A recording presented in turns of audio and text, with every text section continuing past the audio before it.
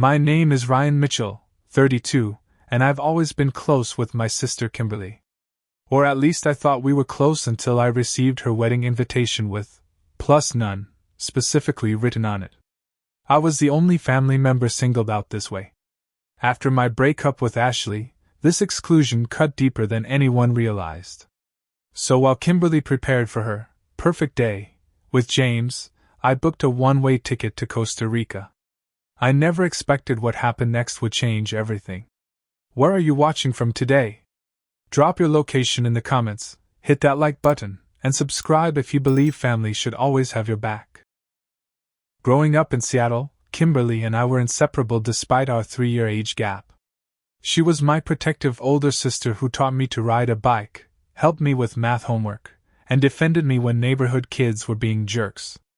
I still remember when Tommy Carson stole my lunch in 4th grade, and Kim, a 7th grader then, marched right up to him in the cafeteria and made him apologize in front of everyone. Our parents, Richard and Susan Mitchell, raised us to believe family comes first. Dad worked as an architect, often bringing home miniature building models that Kim and I would use for our action figures. Mom taught elementary school, bringing the same patience and creativity she used with her students into our home. We weren't wealthy, but we had everything we needed, especially each other. The Mitchell siblings, people called us. Where one went, the other followed. Even when Kim left for college, we talked almost daily. When I joined her at the same university 3 years later, we started our Sunday brunch tradition. Every week, no matter how busy our schedules got, we'd meet at this little cafe near campus and catch up. This continued even after graduation when we both settled in different neighborhoods in Seattle. That all started to change about a year ago, right after my world had already been turned upside down. Ashley, my girlfriend of 4 years, the woman I thought I'd marry, ended things between us. We'd been living together for 2 years, had talked about kids and a house in the suburbs. Then one night she sat me down and said she needed to find herself, and that she loved me but wasn't in love with me anymore. Classic breakup lines that didn't make the pain any less real. Kim was there for me initially. She brought over ice cream and whiskey the night Ashley moved out, let me crash on her couch for a week when I couldn't bear to be alone in what had been our apartment. She listened to me ramble about what went wrong, assured me it wasn't my fault, did all the things a supportive sister should do. Then she met James Turner at a charity gala for her law firm. James came from money, old money. His family owned half the real estate in downtown Seattle, and he worked as a financial consultant. Though as far as I could tell, his job mainly involved managing his trust fund and making connections on golf courses. The first time I met James was at a dinner Kim organized specifically for that purpose. She was nervous, which wasn't like her. She changed outfits 3 times before he arrived, checked her phone constantly for his texts. When he finally showed up, 30 minutes late with no real apology, I noticed how Kim seemed to shrink around him. Her usual confident, outspoken personality became muted. She laughed too hard at his mediocre jokes, and kept glancing at him for approval after she spoke. James was handsome in that generic, privileged way, perfect teeth, expensive haircut, designer clothes. He was polite enough to me, but there was something condescending in his tone, like he was doing Kim a favor by dating someone from her background. But the real issue was his mother, Evelyn Turner. She showed up unannounced at the end of our dinner, claiming she was just in the neighborhood. Evelyn was a society woman through and through, with a permanent look of mild disapproval etched on her surgically enhanced face. She sized me up in seconds and clearly found me lacking. "So this is the brother," she said, not to me but about me. "Kimberly mentioned you work in computers, was it?" "Software development," I corrected. "I design applications for healthcare systems." "How nice," she replied in a tone that suggested it was anything but. "James's cousin developed an app too. Sold it for millions. What was it called, James? Something with birds?" The message was clear.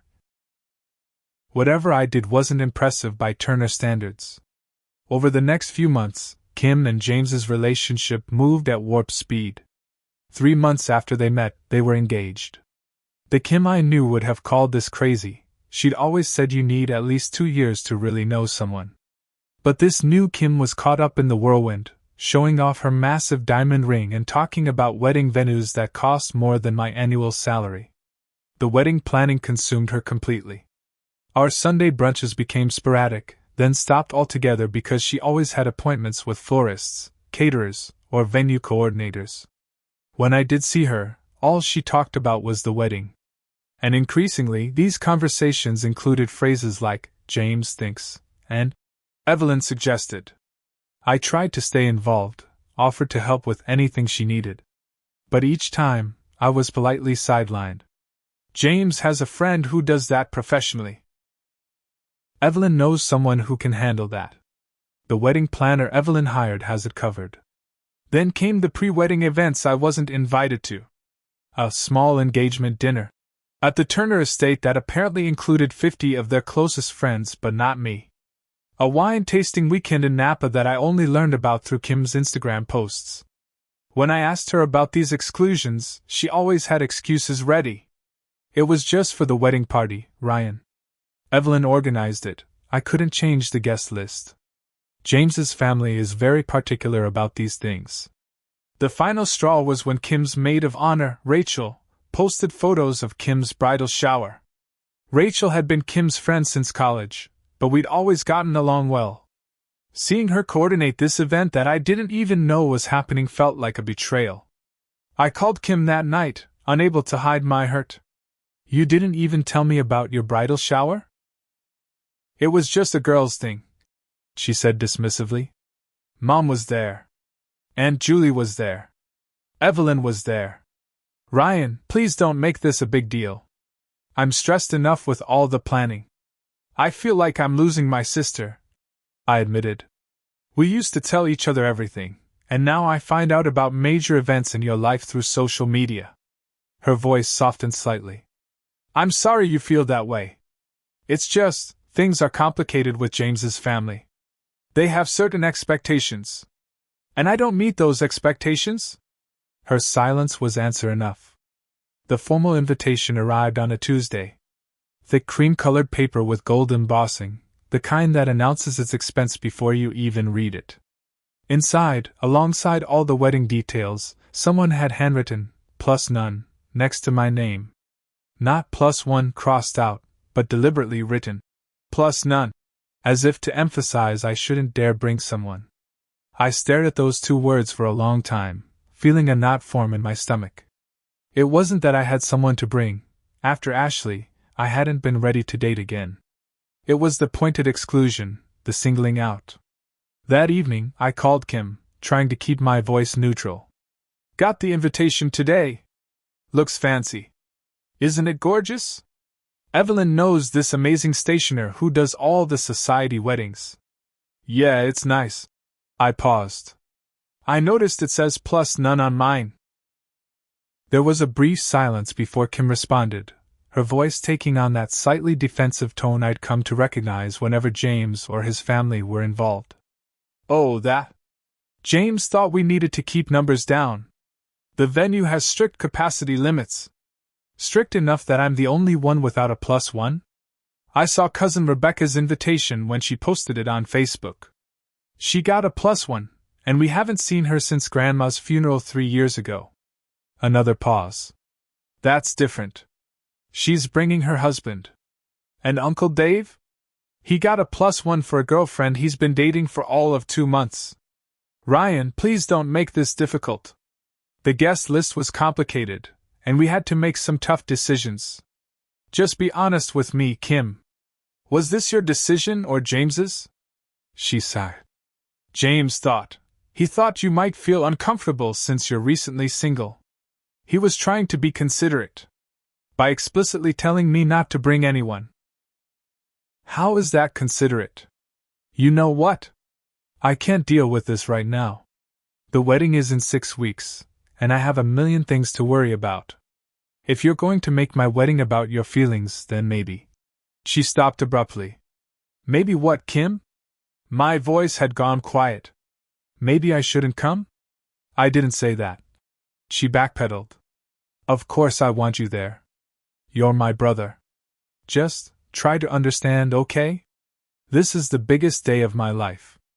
After we hung up, I sat on my couch feeling hollowed out.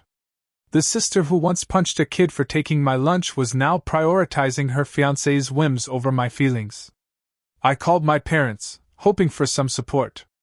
Mom, did you see that Kim's invitation to me specifically says plus none? My mother's sigh came through the phone. Ryan, honey, don't take it personally. Wedding planning is stressful. But I'm the only one being excluded this way. Doesn't that seem wrong to you? It's her wedding, sweetheart. I'm sure Kim and James have their reasons. Dad? I appealed to my father, who I could hear breathing on the extension. Son, he said slowly, sometimes we need to put others' happiness before our own. This is Kim's special day. Try not to make it about you. I hung up feeling even worse. My entire family was telling me my feelings didn't matter. Later that night, my best friend Trevor came over with beer and pizza after I texted him about the situation. Let me see this infamous invitation, he said, and let out a low whistle when I showed him. Wow, plus none. That's cold. Am I overreacting? I asked, genuinely uncertain at this point. Hell no, Trevor said emphatically. That's a deliberate slight. And from what you've told me about this James guy and his mother, I'm not surprised. What do I do? Everyone's telling me to just suck it up. Trevor took a long pull from his beer. You know what I'd do? I'd book a trip for that weekend. Go somewhere amazing, post photos having the time of your life while they're all dealing with wedding drama. He was joking, but the idea took root. After Trevor left, I found myself browsing travel sites, looking at destinations I'd always wanted to visit. Costa Rica kept coming up in my searches: rainforests, beaches, wildlife, adventure activities. A place as far from formal wedding venues and judgmental future in-laws as possible.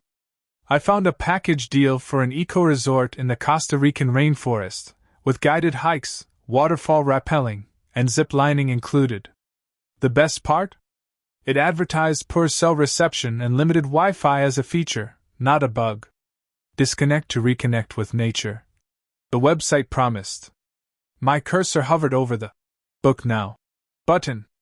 Was I really considering missing my only sister's wedding out of spite? I closed the laptop, deciding to sleep on it. The next morning, I woke up to a text from Kim. James and I finalized the seating chart last night. You'll be at table 9 with some of James's cousins. They're really into football, so you should have plenty to talk about. I didn't watch football. Kim knew this. I watched baseball and hockey, something she'd definitely know if she'd spent any time with me in the past year. 20 minutes later, I had booked the non-refundable Costa Rica trip, deliberately choosing dates that overlapped with the entire wedding weekend and a few days on either side. As I entered my credit card information, I felt a mixture of guilt and exhilaration. That Sunday, I went to my parents' house for dinner, determined to break the news in person. Kim was there too, without James for once. I won't be able to make the wedding, I said during a lull in conversation, trying to keep my voice matter-of-fact.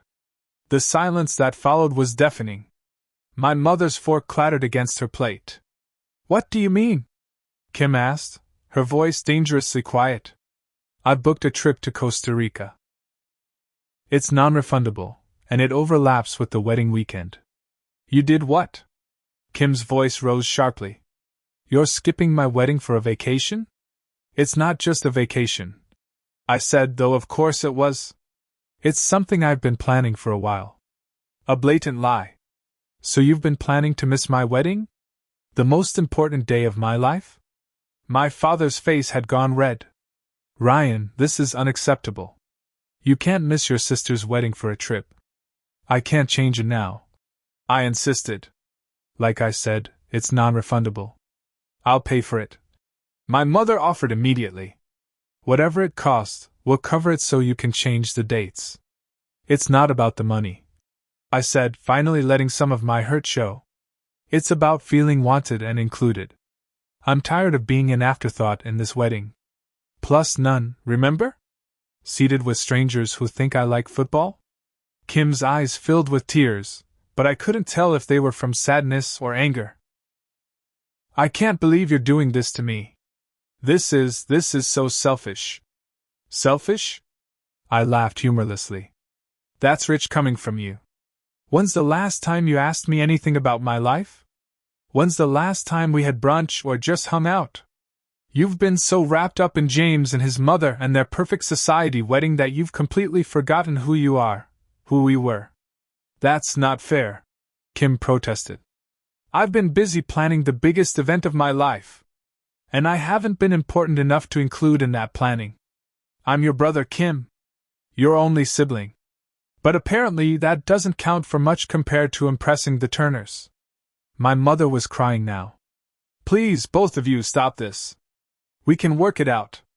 But Kim was already grabbing her purse. If you miss my wedding for a vacation, Ryan, I'll never forgive you. You're trying to ruin my special day because you're jealous and lonely after Ashley left you. That cut deep, and she knew it. As she stormed out, my father followed, calling her name. My mother stayed behind, tears streaming down her face. Ryan, please reconsider. This will cause a permanent rift in the family. The rift is already there, Mom, I said quietly. I'm just the only one acknowledging it. 2 weeks before the wedding, my mother orchestrated what she hoped would be a reconciliation dinner. Just family, she promised over the phone. A chance for everyone to clear the air. I agreed reluctantly, more for my parents' sake than anything else. When I arrived at their house, however, I was greeted not just by my family but also by James and, worst of all, Evelyn Turner. Surprise! My mother said weakly, seeing my expression darken. The dinner was tense from the start. My father tried to maintain conversation with generic topics while my mother kept shooting me pleading looks to behave. Kim barely made eye contact with me, focusing instead on James, who kept his arm draped possessively around her shoulders.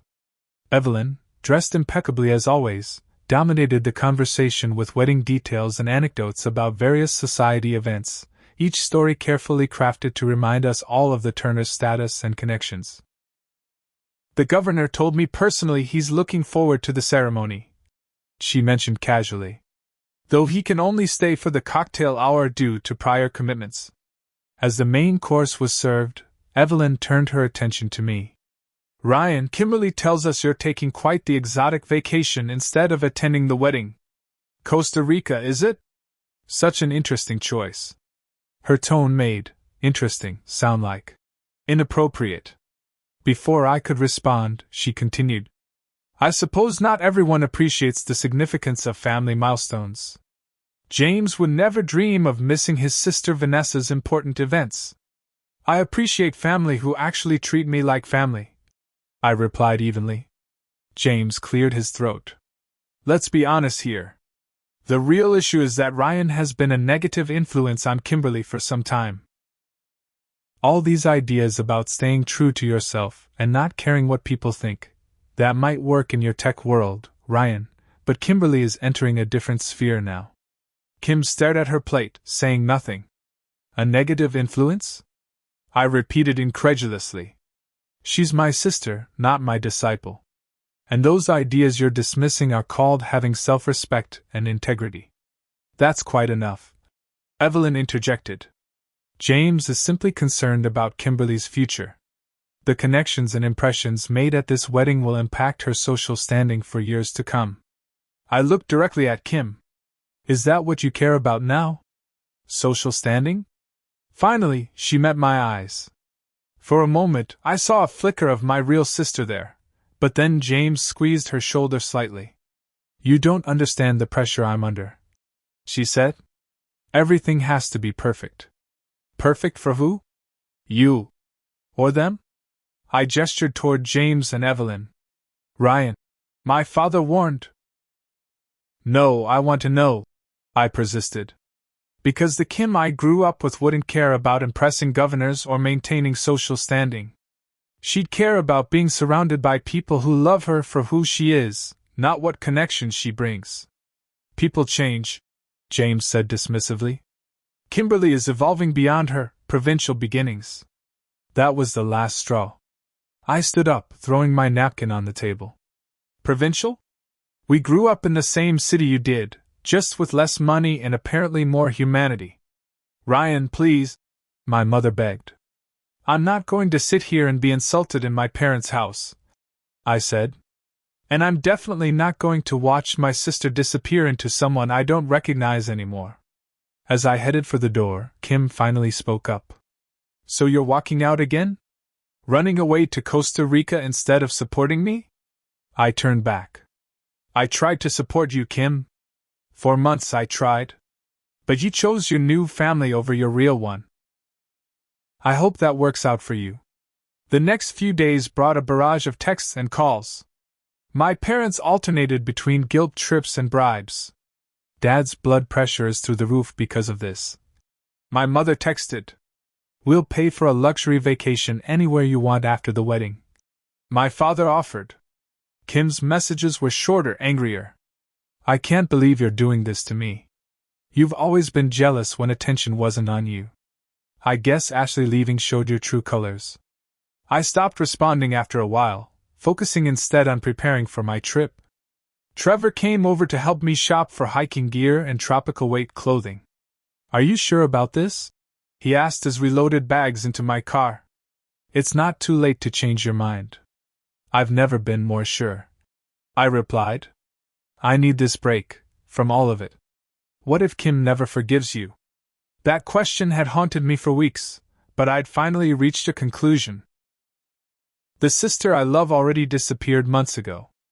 I'm not missing her wedding, she's not the one getting married. This person who cares more about social climbing than her own brother? I don't even know her. Trevor nodded slowly. For what it's worth, I think you're right. This James guy and his mother have completely changed her. Maybe your absence will be the wake-up call she needs. The night before my flight, I wrote Kim one final message. Despite everything, I do hope you find happiness. If James and his world make you truly happy, then I wish you all the best. But if you ever find yourself missing the real Kim Mitchell, I'll be here. I love you, sis. Always will. She didn't respond. The moment I stepped off the plane in San Jose, I felt a weight lifting from my shoulders. The air was different here, humid and alive with the sense of unfamiliar flowers and tropical earth. As I cleared customs and found my transfer to the rainforest resort, I made a decision. My phone was going off for the duration of this trip. No messages, no social media, no reminders of the wedding that was now just 24 hours away. Digital detox, I explained to the driver, who introduced himself as Carlos, when he offered to help me find a local SIM card. I want to disconnect completely. Ah, buena idea. He nodded approvingly. Too many people come here but never really arrive, you know? Always on their phones, missing the real Costa Rica. The drive took us through small villages and then gradually into increasingly dense forest. Carlos pointed out birds, plants, and distant mountains, his pride in his country evident in every description. By the time we reached the eco-resort, a collection of beautiful wooden structures built harmoniously into the forest canopy, I'd learned more about Costa Rican history and ecology than I'd ever known before. At the open-air reception area, I was greeted by Sophia, the resort's head guide and naturalist. With warm brown eyes, sun-kissed skin, and an easy smile, she immediately made me feel welcome. "You're just in time for our welcome dinner," she said as she led me to my treehouse cabin. "And tomorrow, if you're interested, I'm leading a hike to a hidden waterfall. It's challenging but worth every step." "I'm in," I said without hesitation. I came here for adventures, not to sit around. My cabin was simple but beautiful, a comfortable bed with mosquito netting, sustainable wood furniture, a private bathroom with solar-heated water, and a balcony that put me eye level with the forest canopy. No TV, no Wi-Fi, no distractions. Just the sounds of birds, insects, and distant monkeys. That evening at dinner, I met the other guests, a retired couple from Canada, a group of friends from Germany, and a solo traveler from Australia. We shared a long table in the open-air dining pavilion, passing around family-style dishes of local specialties as Sophia and the other guides explained what we were eating. "This is gallo pinto," Sophia explained, serving me a generous portion of rice and beans. "It's our national dish, eaten at breakfast, lunch, or dinner. Try it with this," she added, passing me a bottle of salsa Lizano, a tangy brown sauce. The conversation flowed easily, everyone sharing their reasons for coming to Costa Rica and their experiences so far. When asked about my story, I kept it simple. "Needed a break from work and some family drama," I said. "Thought disconnecting in the rainforest sounded like the perfect escape. Sometimes we need to step away to see things clearly," the Australian traveler, Finn, observed. There were murmurs of agreement around the table. That night, lying in bed with the forest sounds all around me, I had a brief moment of wondering what was happening back home. The rehearsal dinner would be finishing up about now. Was Kim thinking about my absence? Were my parents making excuses for me? Had James and Evelyn already turned everyone against me? I pushed these thoughts away, focusing instead on the strange calls of night birds and the occasional rustle of creatures moving through the trees. I was here now, and I was determined to be fully present. The next morning, the day of Kim's wedding, I woke at dawn to the howling of distant monkeys. Sophia's waterfall hike began right after breakfast, and as our small group set off on the narrow trail, I felt my spirits lifting with each step deeper into the forest.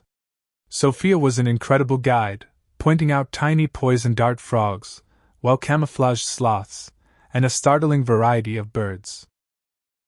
She knew not just the names of everything we saw, but the ecological relationships between them, which plants provided food for which insects, which birds relied on those insects, and so on.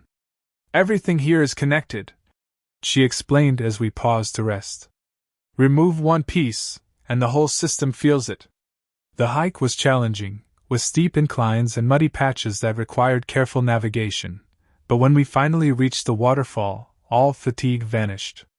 It cascaded at least 60 feet down a rock face covered in ferns and mosses, creating a clear, cool pool at the bottom. "Who's brave enough to swim?" Sophia challenged with a grin.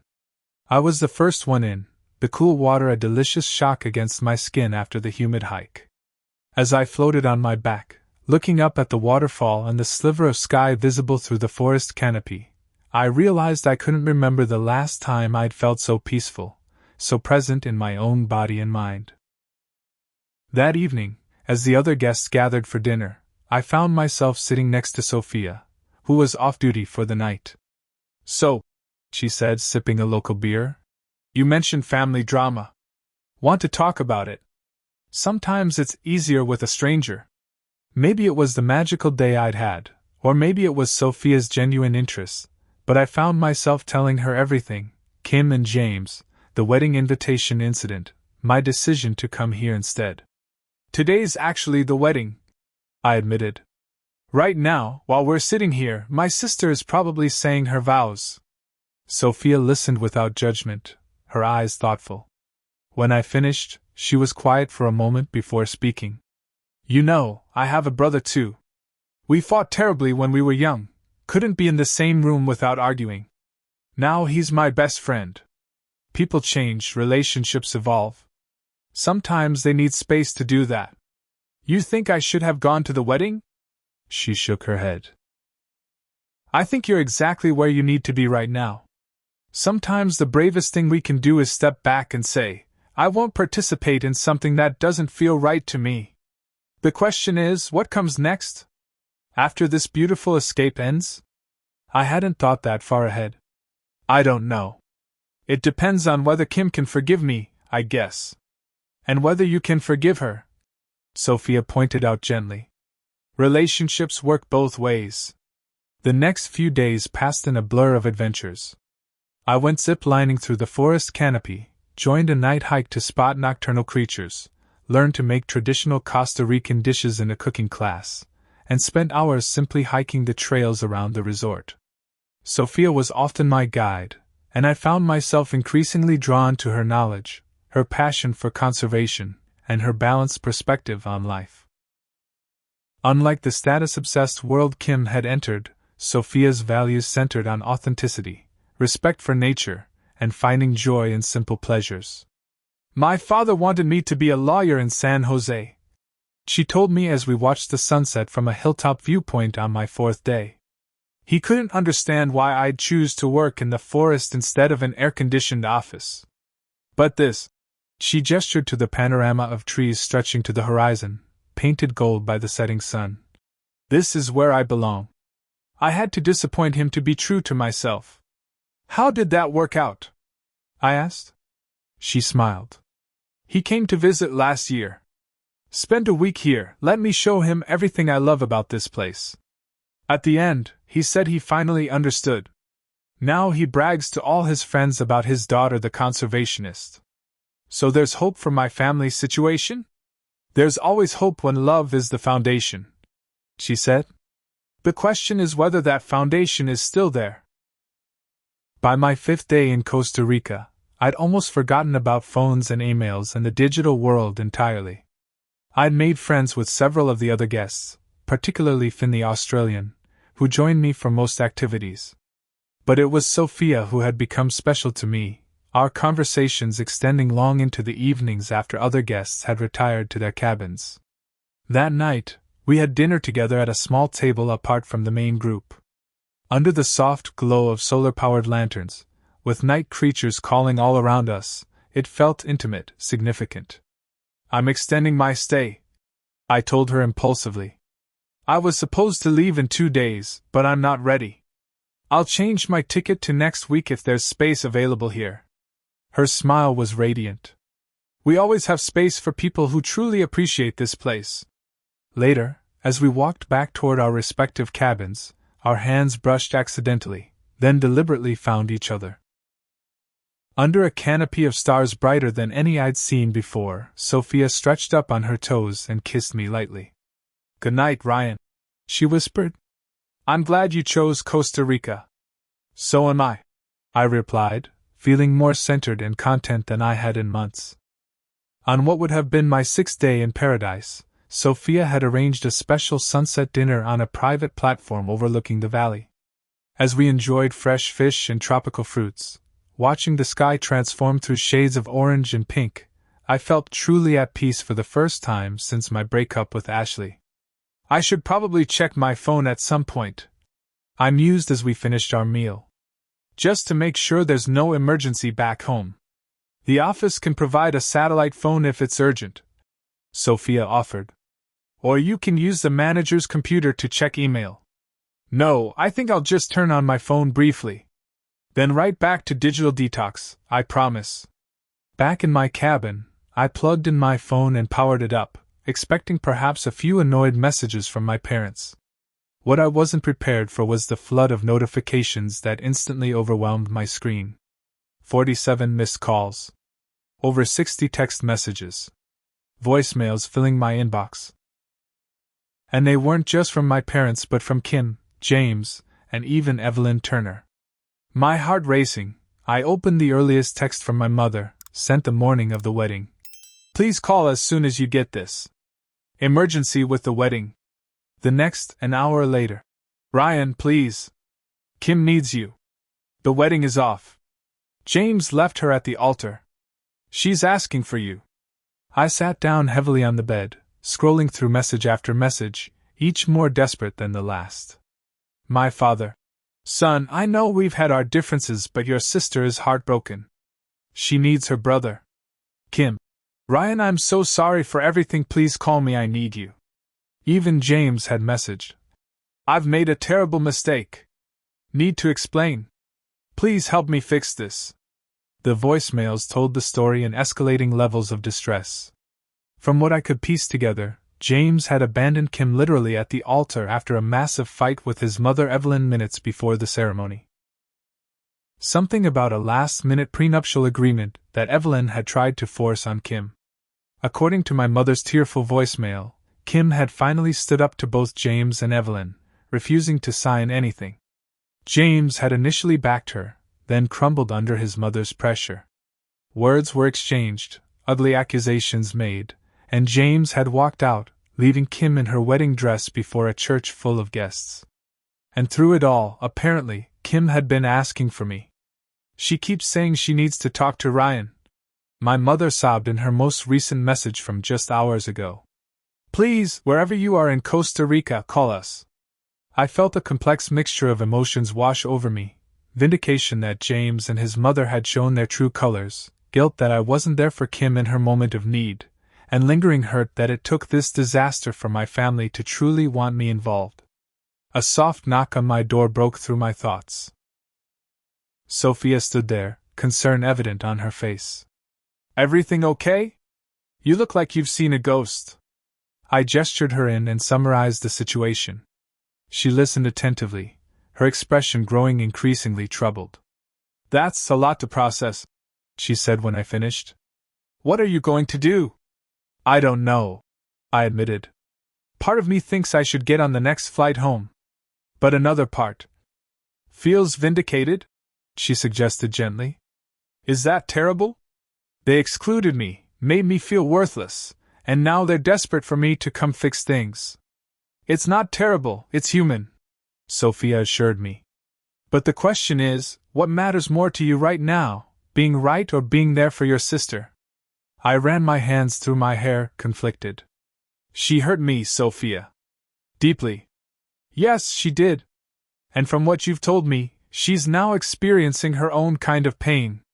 Sometimes when people are trying to fit into a new world, they lose themselves. It sounds like your sister lost herself trying to become who James and his mother wanted her to be. I nodded slowly. The real Kim would never have treated me that way. She got swept up in their world, their values. And now that world has collapsed around her. Sophia pointed out. Who does she have to help her find herself again? I picked up my phone and dialed my parents' number. My mother answered on the first ring, her voice raw with emotion. Ryan? Oh, thank God. We've been so worried. I'm okay, Mom. I've been on a digital detox at the resort.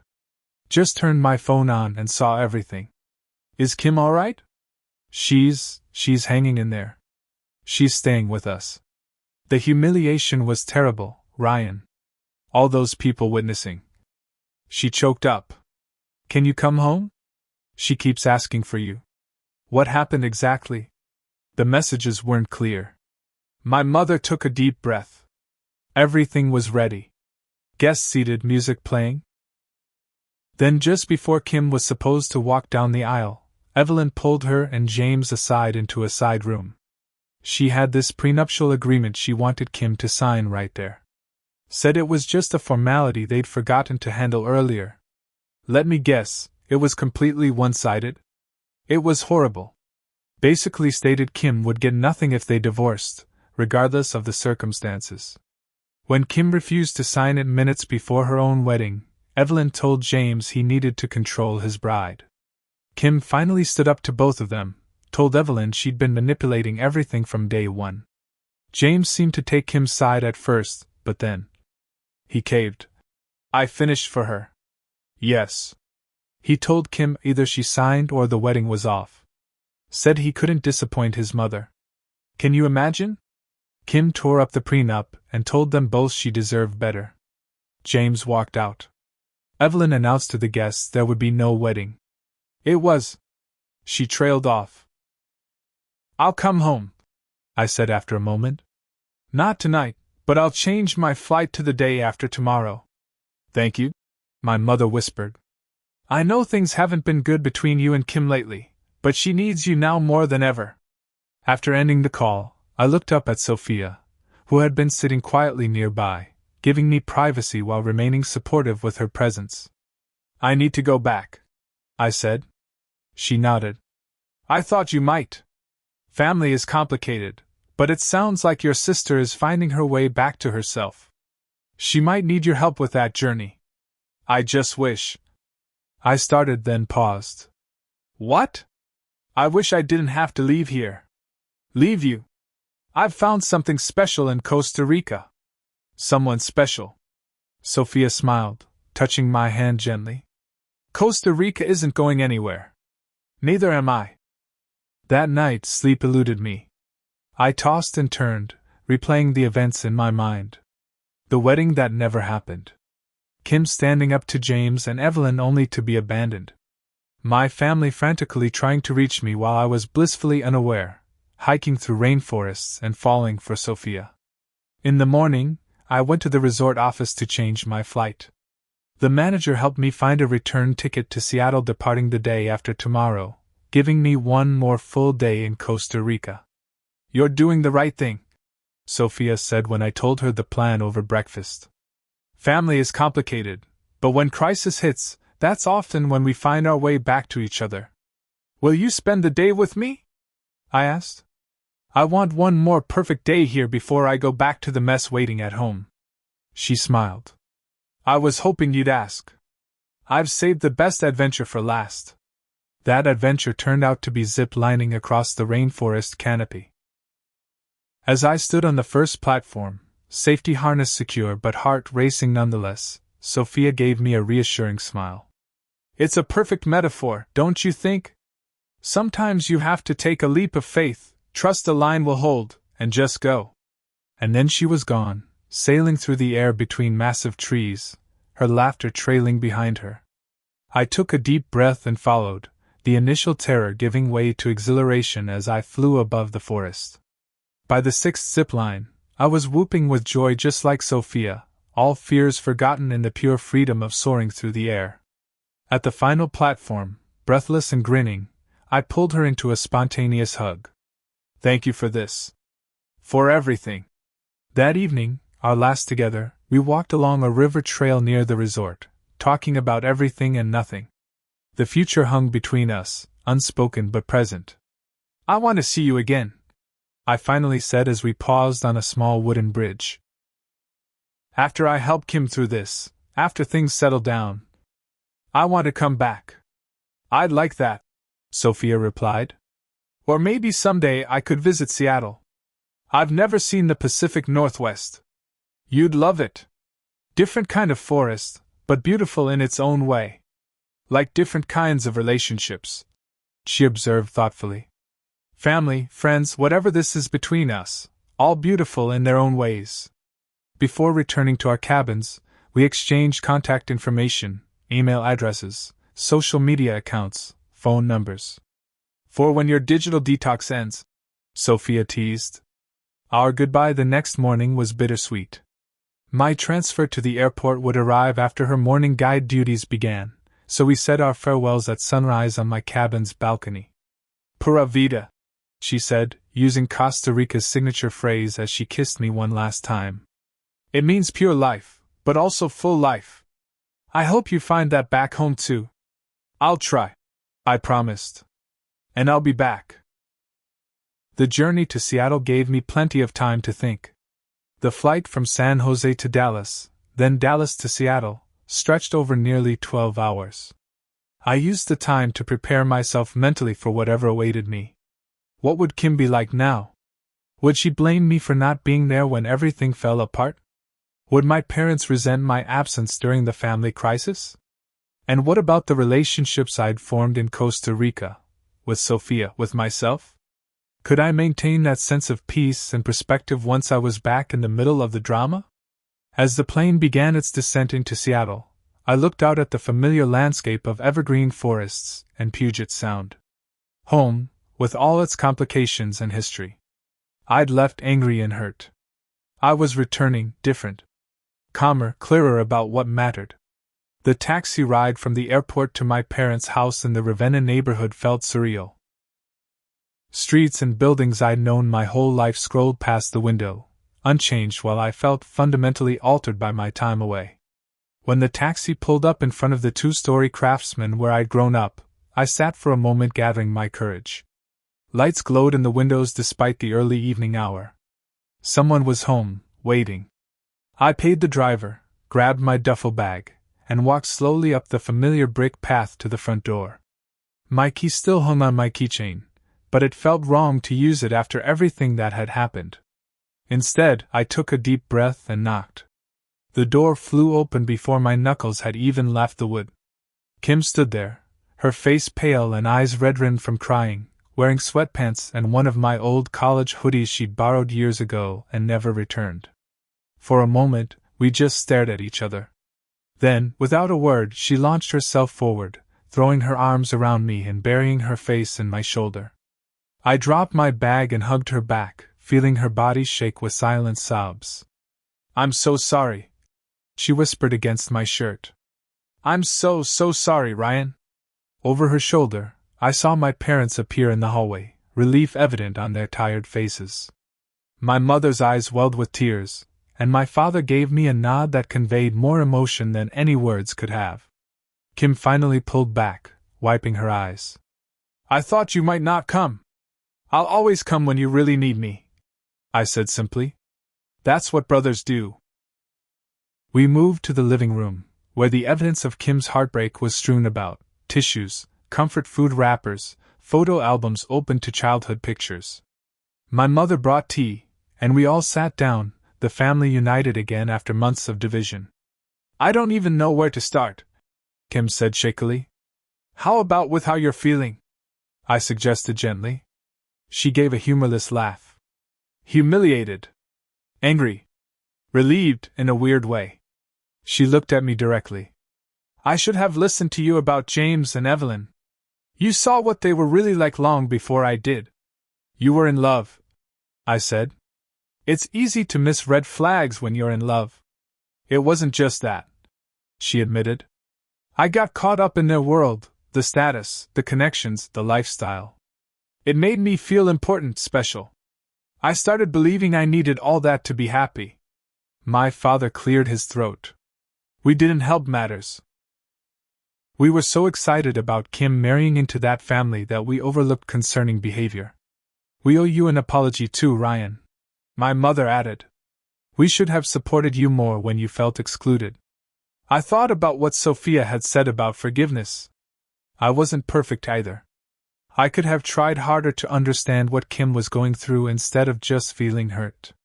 Kim shook her head. "No, you were right to be hurt. That plus none invitation." She winced. "That wasn't even my decision. Evelyn and James insisted, said they were worried you'd bring someone inappropriate since you were newly single. I should have stood up to them then." "You stood up to them when it really counted," I pointed out. "Mom told me what happened at the church." Kim's eyes flashed with a hint of her old fire. "I couldn't believe they sprung that prenup on me literally minutes before I was supposed to walk down the aisle. It was like a test. Would I be obedient enough to sign away my rights just to please them?" "And you tore it up," I said, unable to keep the pride from my voice. "Into tiny pieces," she confirmed with a small smile. Then I told Evelyn exactly what I thought of her manipulations. And when James sided with her, her voice caught. That's when I knew.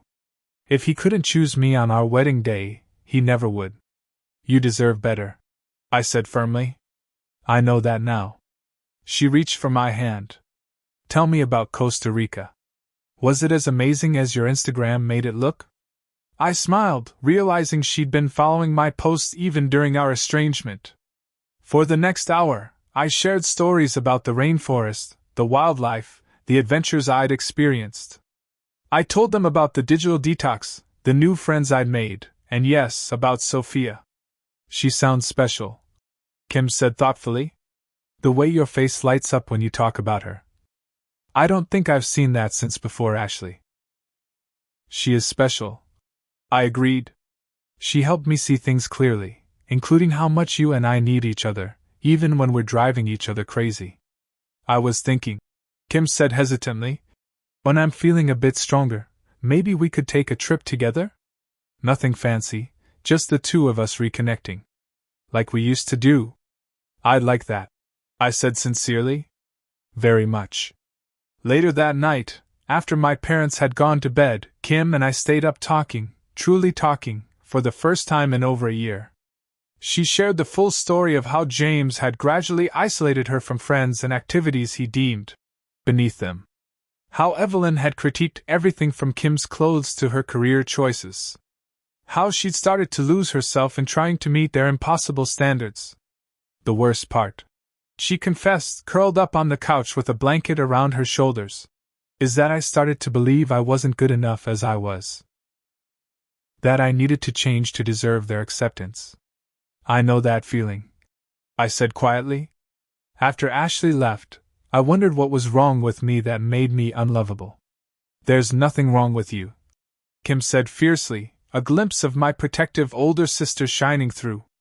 Ashley was an idiot to let you go. And I was an idiot to let James and his mother come between us. We both made mistakes, I acknowledged. But we get to start over now. Before heading to bed, I sent Sophia a quick text. Made it home. Emotional reunion, but healing has begun. Thank you for helping me find the clarity to forgive. Missing the rainforest and you. Her reply came minutes later. The rainforest and I miss you too. Proud of you for opening your heart to reconciliation. Pura vida, Ryan. Call when you can. Over the next few weeks, Kim and I rebuilt our relationship one step at a time. We reinstated our Sunday brunch tradition. We helped each other heal, me from my lingering hurt over Ashley and the wedding exclusion, her from the public humiliation and betrayal of being left at the altar.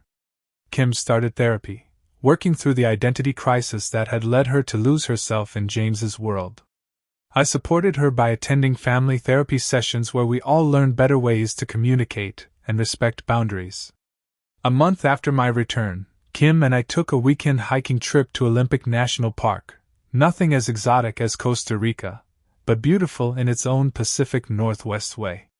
I think I'm ready to go back to work next week, she said as we rested by a mountain stream. Face everyone and their pity. It's not pity, I corrected her. It's concern. And anyone who judges you for standing up for yourself isn't worth your time. She smiled. When did my little brother get so wise? Somewhere between getting my heart broken and finding it again in a rainforest, I replied. Kim nudged my shoulder. Speaking of which, when is Sophia coming to visit? I want to meet this woman who helped give me my brother back. She's looking at flights for next month, I said, unable to keep from smiling. We video chat every few days. It's early, but there's something real there. I can tell, Kim said warmly. You deserve that happiness, Ryan. As we hiked back to our campsite, I reflected on the strange journey that had brought us here. A hurtful exclusion had led to an impulsive vacation, which had given me the space to grow while simultaneously setting Kim free from a relationship that was diminishing her. What had seemed like the worst kind of family rift had ultimately led to healing deeper than I could have imagined. That evening by the campfire, Kim looked more like herself than she had in over a year. The pretentious socialite in training was gone, replaced by the authentic, strong woman I'd grown up admiring. Thank you, she said suddenly. For what? For not giving up on me. For coming back when I needed you most. That's what family does, I said. The real kind, anyway. Not the kind that makes you sign prenups at the altar. She laughed, a genuine laugh that echoed through the trees. God, can you imagine if I'd gone through with it? If I'd signed that thing and married him? I can't, I admitted. Because the real Kim never would have. She nodded, contemplative, as she watched the flames. Sometimes we lose ourselves for a while. I'm just grateful I found my way back before making a permanent mistake. To finding our way back. I raised my camp mug of hot chocolate in a toast. And to moving forward. To family, Kim added, clinking her mug against mine. The kind that sticks together even when it's messy. Back in Seattle the following week, life gradually found a new rhythm. Kim returned to her law firm, head held high. I continued my software development work, but with a new perspective on work-life balance inspired by my time in Costa Rica. Sophia and I maintained our connection across the distance, making plans for her visit and my eventual return to Costa Rica. The future held possibilities I couldn't have imagined when I'd booked that impulsive trip to escape my sister's wedding. Have you ever experienced a family rift that seemed unbridgeable, only to find that crisis brought you back together? Or have you taken a leap of faith that changed your perspective on everything? Share your story in the comments below. And if this journey of family, forgiveness, and finding yourself resonated with you, please like and subscribe for more real-life stories. Remember, sometimes the paths that seem to lead us away from connection are actually guiding us toward deeper understanding. Thank you for joining me today, and until next time, may you find your own version of Pura Vida in whatever challenges you're facing.